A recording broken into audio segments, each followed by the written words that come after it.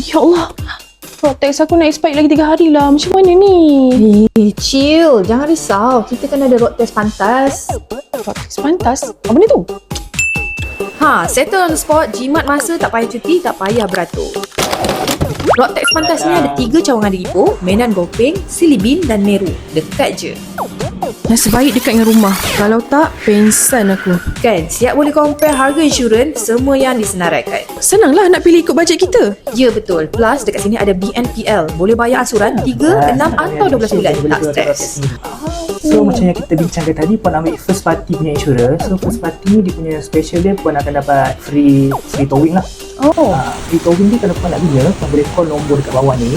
So in case ada emergency macam kereta tak boleh start tiba-tiba ke kan, tayar puncture ke, just boleh call je direct nombor ni lah. So nanti insurans akan hantar towing dalam masa 15 hingga 30 minit macam ni. Bagus. Okay, so untuk tahun depan, pihak kami akan hantar reminder lah. Lega. Ada reminder sebelum expired. Very convenient lah ya. So yang saya ada bagi sekali dengan free gift ya. Thank you so much. Saya suka pergi. Bukan setakat jual je, siap bantu tuntutan, polisi, pindahan LCD, semuanya A to Z. Okey, tahun depan tak payah drama dah. Aku setia dengan Rotex pantas. Cepat, senang, semuanya settle guys.